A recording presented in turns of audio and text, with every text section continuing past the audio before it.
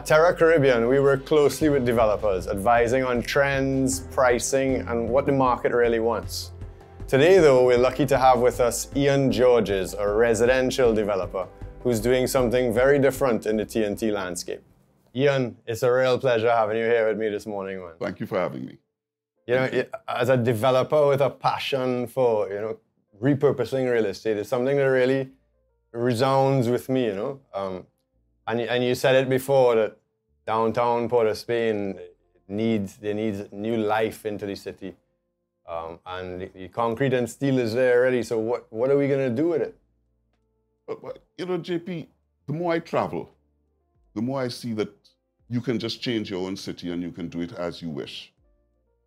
As Trinidadians, we can do anything we want. We have the capacity, we have the knowledge, we have the trained personnel to do it.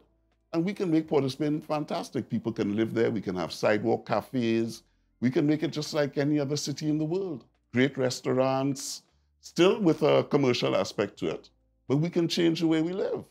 We don't have to spend 10, 12 hours a week commuting. We have great schools down in downtown Port of Spain. Our lives can be there with everything that we need right around it, and I think that we have the opportunity to do that. Absolutely, and we've seen it in other cities around the world, right? and what we see as a challenge from the buyer's perspective is the affordability of it. So while there are affordable properties in Trinidad and Tobago, generally they're outside of the capital cities, right?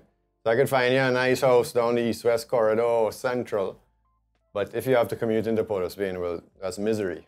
Well, as I was telling you earlier, the Americans have a saying for it, you drive till you qualify. So although you work in Port of Spain or you work in New York, you have to just keep driving until you actually qualify for a property that you can buy. Right. But we could bypass that. We could bypass that. We could actually, you're working here and you can live there and your quality of life is right there.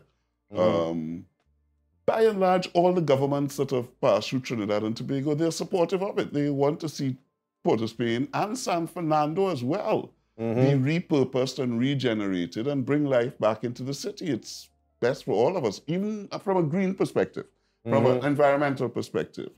How much buses and cars and all this stuff do we need? So we can bring people back into the city and we can do it affordably. Because, as you like to tease me, I like to say these concrete and steel is still there, but it is there. So we don't have to start from scratch. Right? Yes. So why spend money to build something new when there's something there that we can still use? Absolutely, and I love that. And you were very successful with a project recently. So where we are is we're just one building below Park Street on Pembroke Street. So it's perfect. You're working just down the road. Your kids can go up the road to CIC or Convent. Your drinking spot is the Avenue, which is not far. That's where your recreation is. And then your back door, you have the Savannah. I mean, when you look at other gentrification projects in the world, because we're not the first to do this. In fact, we are very late to the table on this. You take a place like Harlem, which was really a very, very, very rough area 50 years ago. Yes. But they had a fantastic little green space called Central Park. And we're in the same situation where we have beautiful space. There's the Savannah, which has everything, entertainment, sporting, you run your ball, walk the Savannah, everything is right there. And I think that Trinidad is in a great position to do that. And people want to help you to do that. But you were raising a point, JP, that I want to get back to where you're saying that on the pricing.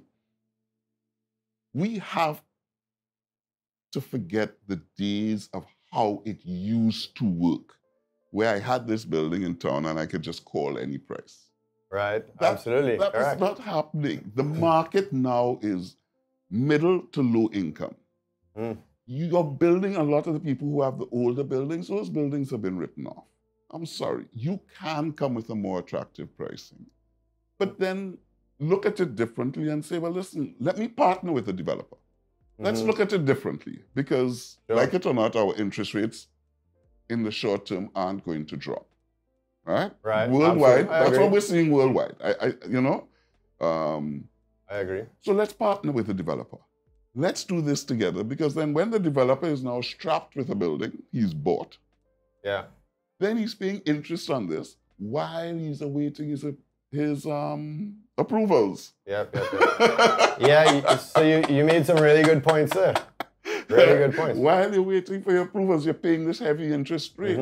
Whereas if the guy with the building can partner, that's one different way of doing it. You could do it yourself, but the target market still has to be middle to lower income. Yes, agreed.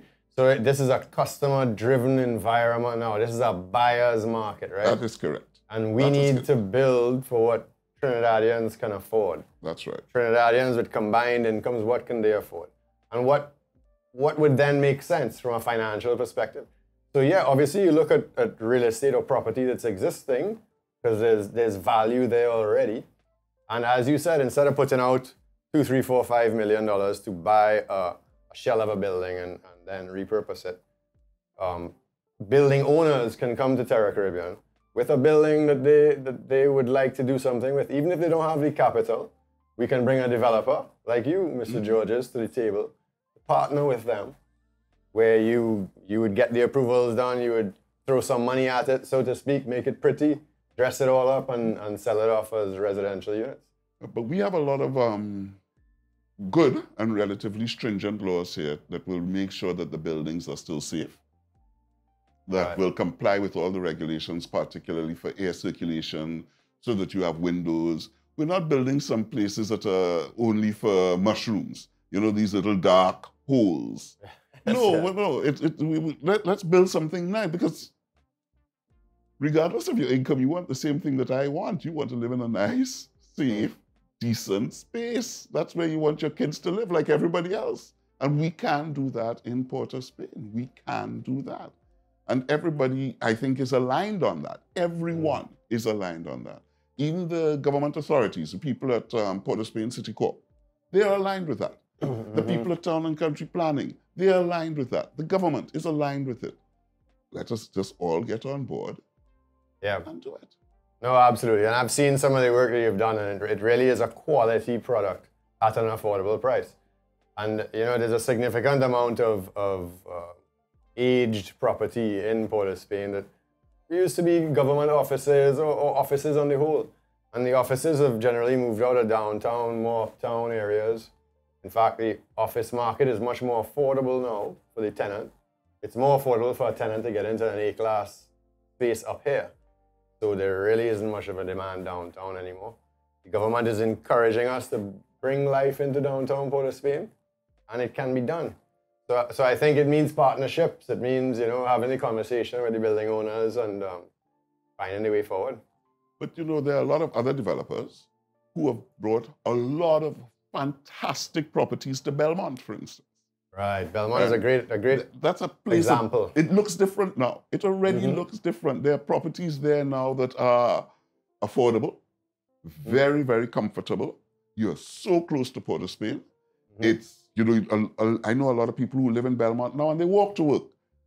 Their cars are weekend cars.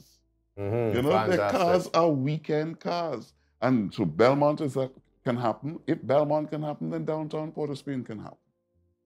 And there's still actually a very small population who still live in Port of Spain.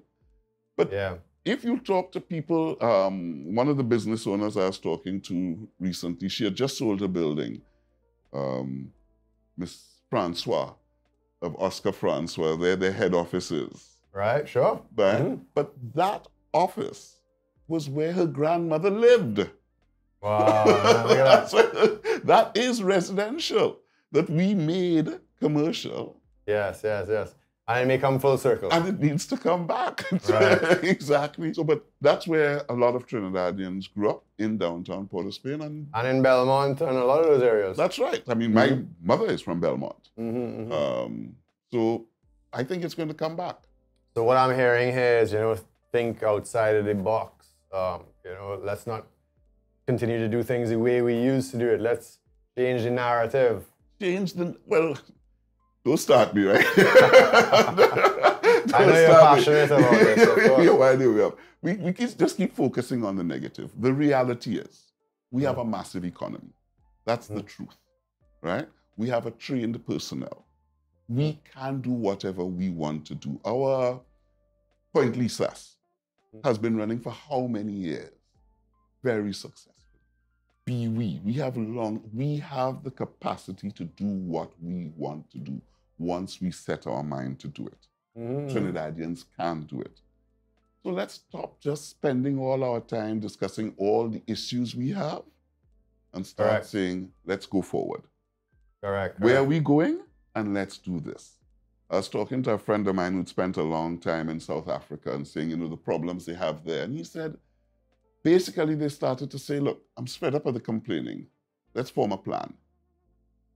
Let's get a plan. Stop whinging. Let's get a plan and let's go forward. Let's get a plan. Let's go forward. And we can do that. Port of Spain, San Fernando as well. Yeah. San Fernando as well. Yeah, Trinidadians are great people with great initiative and can do so much. Creativity. Right? So keep it positive and let us find, products that are affordable. Because the challenge quite often for young people is that they need to rely on a fairy godmother to leave them a little money so they could afford a property, right? But we want to get them on the property ladder early because it's good financial advice for them to invest their money in property. And so we need to find a novel way to offer a product. And I think you have a good... But all the governments in Trinidad, all the governments have always been trying to encourage home ownership, whether it is through TTMF and any number of these other institutions where they have offered loans at a lower rate to encourage that. Correct. They will have a ceiling. So basically, they are telling us, if I produce a product of this price range, we will provide the finance. That's right. So you have the financing sorted, you have heavy discounts on the stamp duty side of things, right? In fact, there's no stamp duty up to $2 million for a first-time homeowner. Correct. So there's loads of incentives there that we should capitalize on. And let's focus on that market. But if you, I hate to say that I disagree with all the developers who are producing these products for $5, $8 million. That is no longer viable. So that is a market of 10, 15 years ago when Trinidadians were buying property to rent to expats from an investment perspective. But the expats are out of the market now. Gone. Right? We are building for Trinidadians, what our people can afford. And I can tell you what we need, and we need product below 1.5. Right. That's what we need. And the market is there. And I am not suggesting we do this for altruistic reasons, I'm saying do this so you can make money. Oh, by the way, you also help your country, which is a good thing, right? Absolutely. So it can be profitable as well. Yes, it is. Yeah. It is. But if the owner of the product, let's partner, let's go forward, and let's see what we can do. Love it. So thanks again, Ian, for joining us. I love the positive vibe. I love the thinking outside of the box. And should any of our viewers, have an opportunity they would like to bring to the table, we can certainly bring you guys together and discuss a way forward. I would love that. Thank you very, very much, JP, for having me. Thanks you very again much. for coming in. Thinking forward, man. Appreciate that, Ian. All right, cool. Thanks. Take care.